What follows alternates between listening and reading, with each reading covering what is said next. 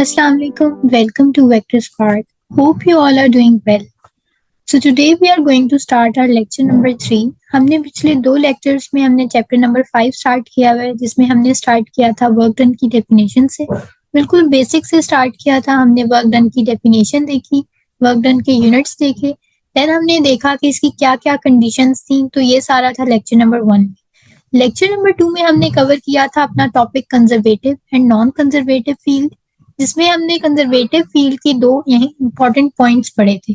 आपके पास उन दोनों इंपॉर्टेंट पॉइंट्स का एक लॉन्ग क्वेश्चन बनता था, जिसका फर्स्ट पार्ट हम कंप्लीट कर चुके हैं, और इस लेक्चर में हम लेक्चर नंबर 3 में आज उसका सेकंड पार्ट कवर करेंगे। अब आपके पास वो चीज क्या थी? तो हमने पढ़ा था कि आपके पास कंजर्वेटिव फील्ड क्या फील्ड है। कंजर्वेटिव फील्ड बेसिकली आपके पास एक ऐसी फील्ड थी जहां पे आपका जो वर्क डन था वो इंडिपेंडेंट था पाथ फॉलोड के। और सेकेंडली जो सेकेंड इंपॉर्टेंट पॉइंट था आपके पास वो ये था कि work done in closed path is 0। तो हम कहते हैं कि हमारे पास जो वर्क डन है, जो हम कैलकुलेट करते हैं क्लोज्ड पाथ में, तो वो हमारे पास क्या आता है? 0। तो work done in closed path is 0। तो जब भी आपके पास एक किसी भी क्लोज्ड पाथ का हम टोटल वर्क डन फाइंड करते हैं, वो हमारे पास हमेशा 0 आता है। लेट्स से हम कंसीडर करते हैं कि आपके पास ये कोई भी एक क्लोज्ड पाथ है। वेट, आप कंसीडर करें कि आपके पास ये कोई भी एक क्लोज्ड पाथ है। यहाँ पर हमारे पास क्या है, हम इसको कंसीडर करते हैं कि आपके पास यहाँ पे पॉइंट है A, then B and then C। इन 3 पॉइंट्स में हम कंसीडर करते हैं कि यह आपका इनिशियल पॉइंट है, यानी स्टार्टिंग पॉइंट है। आप A टू B मूव किए, then B to C move किए, और then again from C to A move किए। इस केस में आपका इनिशियल और फाइनल पॉइंट सेम होगा, यानी जहां से आपने स्टार्ट लिया वहीं पे हमने एंड किया। हमने A पॉइंट से स्टार्टिंग ली थी और A पॉइंट पे ही फाइनल है। अब यहाँ पर जब हम अपना टोटल वर्क डन फाइंड करते हैं, तो यहाँ पे आपका टोटल वर्क डन जो एरिया आप इसके अंदर वर्क डन कैलकुलेट करेंगे, वो हमारे पास क्या आएगा? 0 आएगा। तो इस केस में हमने इसकी डेरिवेशन करनी थी और वो हमारी रह गई थी। तो आज इस लेक्चर में हम अपनी ये डेरिवेशन स्टार्ट करते हैं। जो सेकंड इसका मोस्ट इंपॉर्टेंट पॉइंट है कि work done in closed path is 0।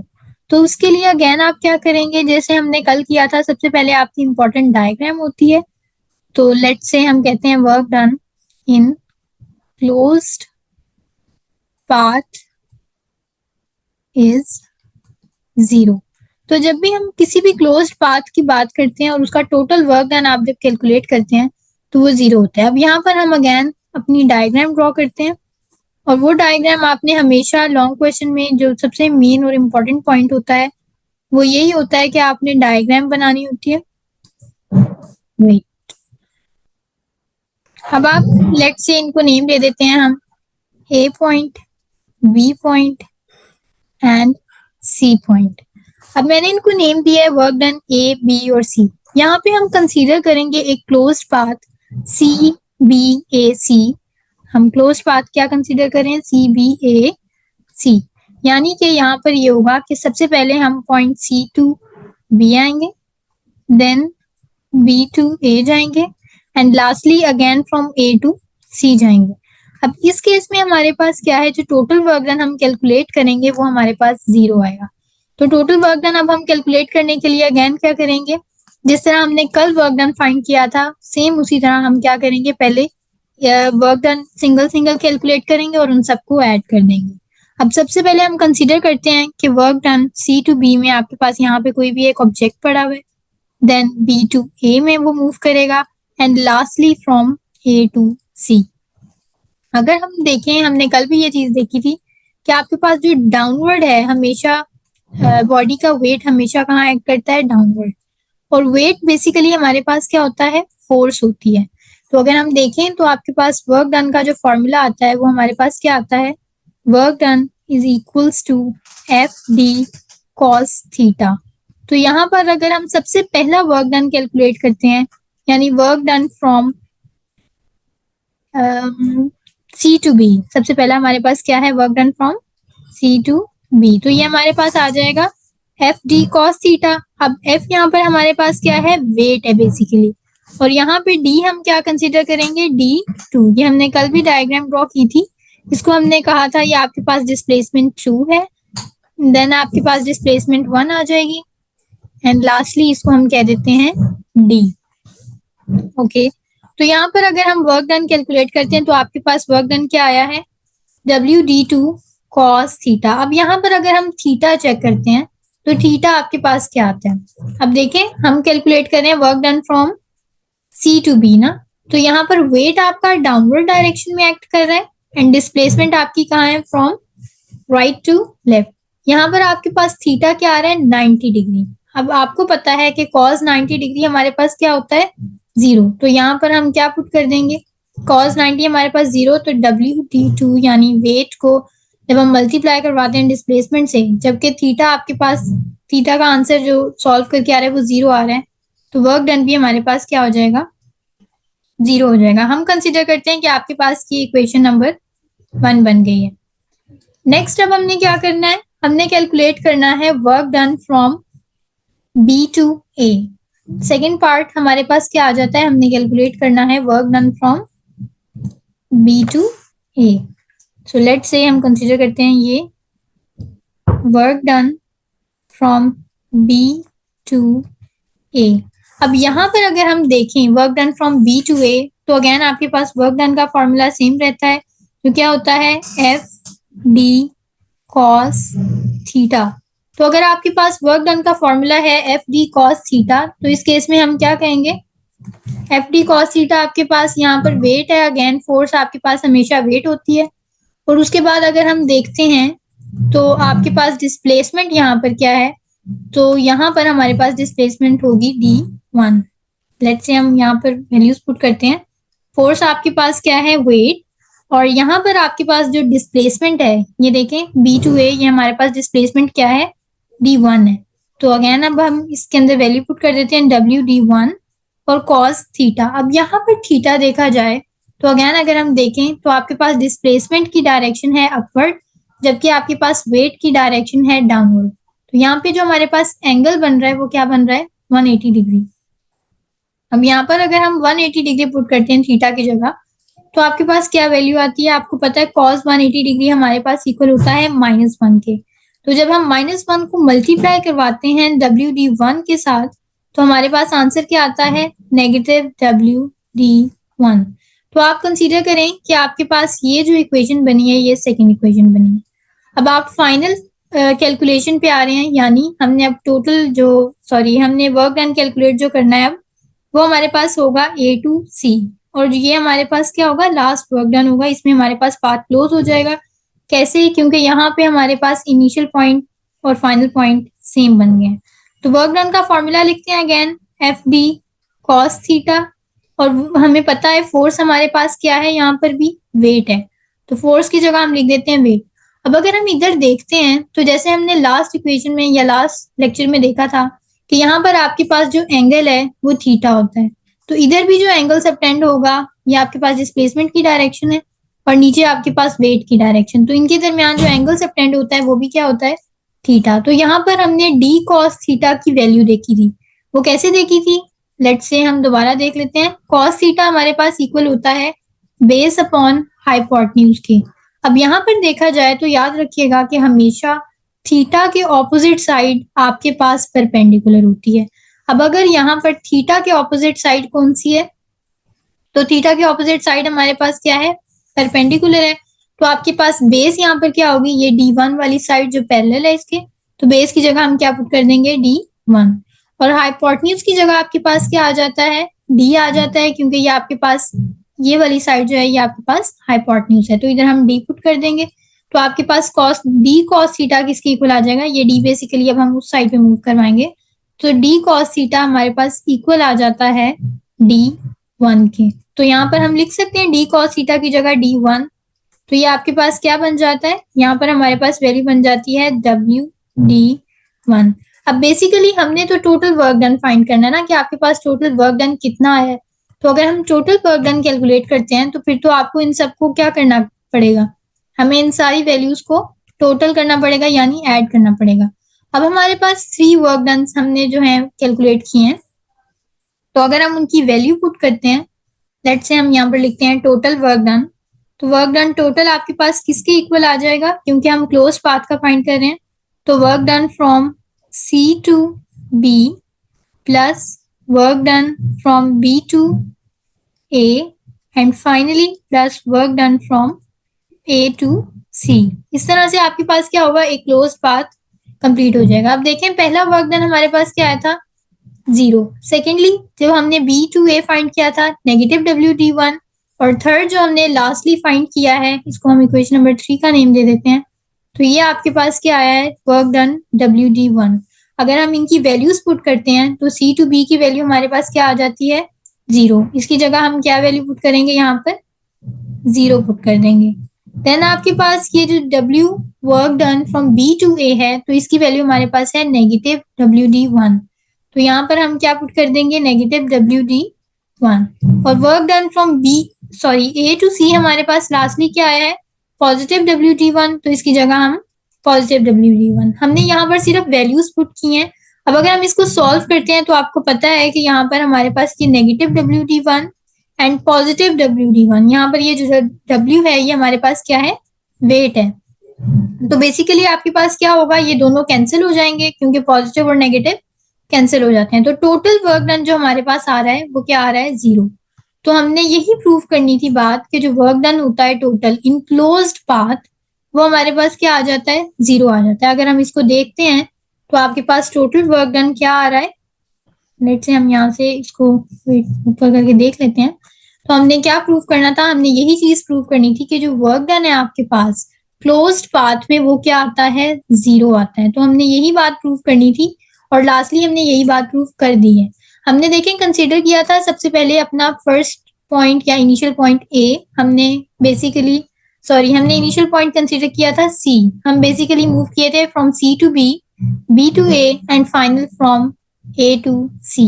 अगर हम देखें तो यहाँ पर हमारे पास क्या आ रहा है, इनिशियल पॉइंट और फाइनल पॉइंट सेम आ रहे हैं। तो इनिशियल और फाइनल सेम कब होता है, जब आप बेसिकली किसी साइकिल में या क्लोज्ड पाथ में मूव कर रहे होते हो।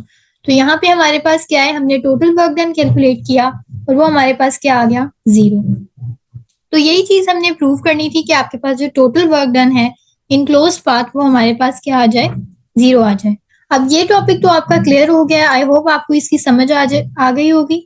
तो नेक्स्ट इसके बाद अगर हम एक मेन और इम्पोर्टेंट टॉपिक को देखते हैं तो वो आपके पास आ जाता है काइनेटिक एनर्जी। अब सबसे पहले बेसिकली हमने वर्क एनर्जी थ्योरम करना है, तो उससे पहले हमें काइनेटिक एनर्जी, पोटेंशियल एनर्जी और इन चीजों का पता होना चाहिए। तो आपके पास काइनेटिक एनर्जी क्या होती है, बेसिकली हम कहते हैं ना कि काइनेटिक एनर्जी आपके पास हम इसका फॉर्मूला लिखते हैं कि काइनेटिक एनर्जी जो है वो हमारे पास होती है, kinetic energy equals to half mv², यानी ये प्रोडक्ट है मास और वेलोसिटी के स्क्वायर का। हम कहते हैं कि हमारे पास जो काइनेटिक एनर्जी है इसकी वैल्यू क्या है, हाफ mv²। तो अगर हम देखें काइनेटिक एनर्जी बेसिकली होती क्या है, इसके बिल्कुल बेसिक्स पे जाएं तो काइनेटिक एनर्जी आपके पास होती है energy of a body due to its motion, यानी एनर्जी ऑफ अ बॉडी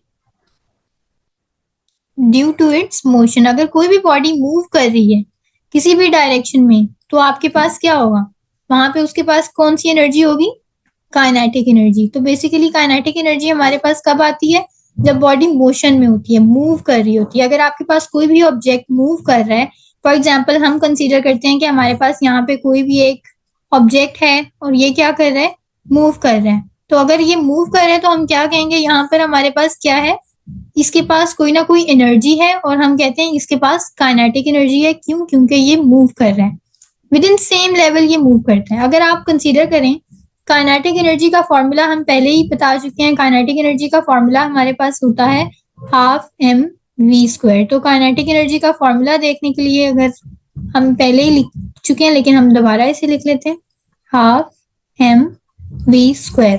तो काइनेटिक एनर्जी आपके पास क्या है, energy possessed by a body due to its motion is called kinetic energy. Further more अगर आप कंसीडर करो कि आप किसी भी बॉल को, फॉर एग्जाम्पल आप कंसीडर करें कि हम किसी फुटबॉल को किक करते हैं, तो हमारे पास क्या होगा, उसके पास कोई ना कोई एनर्जी होगी और हम कहेंगे कि वो आपके पास कौन सी एनर्जी है, बेसिकली वो हमारे पास काइनेटिक एनर्जी है। तो अगर कोई चीज भी मोशन में है, फॉर एग्जाम्पल आप इसी को किक करते हैं, और ये मूव करता है फुटबॉल, तो आपके पास इसके पास कौन सी एनर्जी होगी? तो हम कहेंगे कि इसके पास क्या है?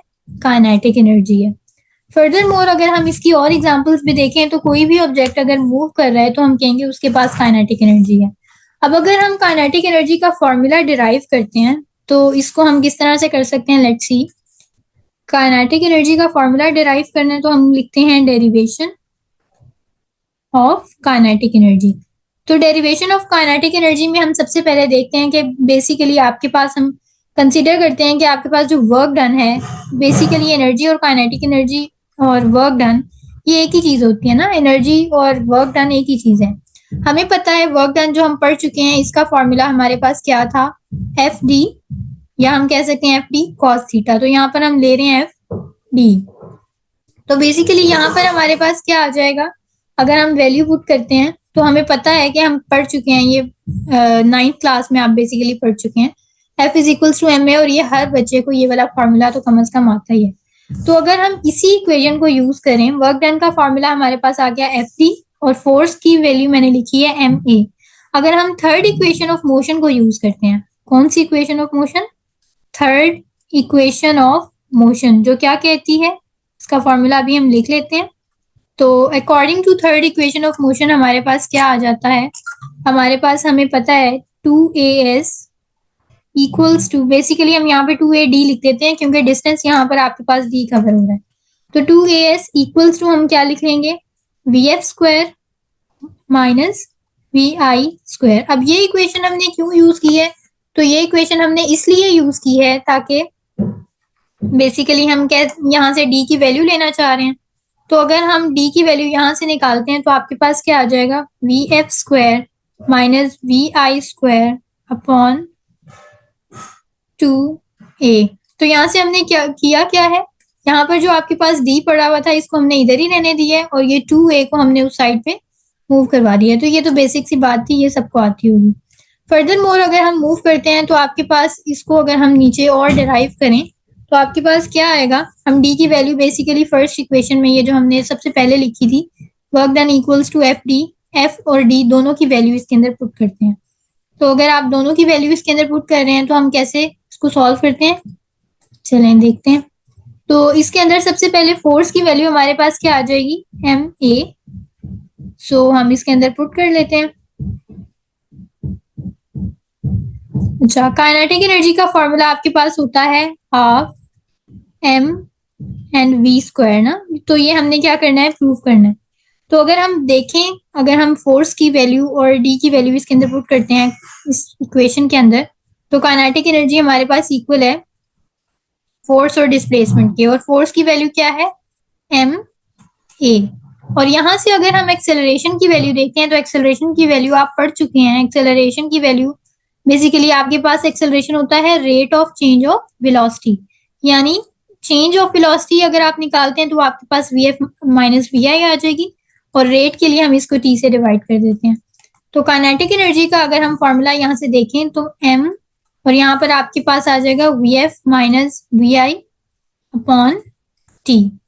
तो ये आपके पास इसकी वैल्यू आ गई। अगर यहाँ से हम काइनेटिक एनर्जी के अंदर ये पुट करते हैं तो आपके पास काइनेटिक एनर्जी का फॉर्मूला आता है हाफ एम वी स्क्वायर।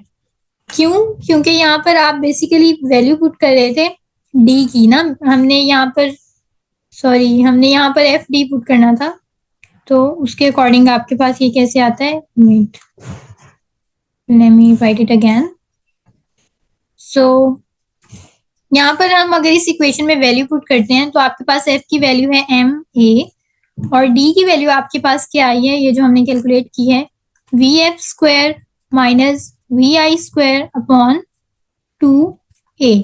तो अगर हम इस वैल्यू को देखते हैं तो यहाँ पर आपके पास क्या हो रहा है? एक्सेलरेशन और एक्सेलरेशन कैंसिल हो जाएंगे और बचेगा क्या? एम वी एफ स्क्वायर और माइनस वी आई स्क्वायर। अब आपको पता है कि अगर हम यहाँ पर सॉल्व करते हैं तो काइनेटिक एनर्जी का फॉर्मूला हमारे पास क्या बन रहा है? अगर हम मैथ्स को अंदर मल्टीप्लाई करवा देते हैं तो 1/2 को, इस 2 को हम बेसिकली अलग कर रहे हैं। ये जो 2 आपके पास डिनोमिनेटर में लिखा है वैसे हम सेपरेट कर रहे हैं, और अंदर आपके पास आ जाएगा वी स्क्वायर। अब ये वी स्क्वायर क्यों? क्योंकि आपके पास ये जो इनिशियल वेलोसिटी है बॉडी की, यानी मूव करने से पहले वो क्या थी? रेस्ट पे। हम कंसीडर करते हैं वी आई आपके पास 0 है, तो यहाँ से अगर हम वैल्यू देखते हैं तो आपके पास काइनेटिक एनर्जी का जो मेन या हम कह सकते हैं कि सिंपल फॉर्मूला आता है वो हमारे पास क्या आ जाता है, half M V square. So here we go, या आपके पास है काइनेटिक एनर्जी का फॉर्मूला। अगर आप इसे देखें तो काइनेटिक एनर्जी का फॉर्मूला भी हमने डिराइव कर लिया है, जो आपके पास हमने पहले स्टार्ट में ही बता दिया था। काइनेटिक एनर्जी आपके पास इक्वल होती है हाफ एम वी स्क्वायर के। इसकी बेसिकली हमने डेरिवेशन की है और हमने सिंपल देखा काइनेटिक एनर्जी होती क्या है। अब इंशाल्लाह नेक्स्ट लेक्चर में हम देखेंगे कि आपके पास ये जो वर्क एनर्जी थ्योरम है ये क्या होता है।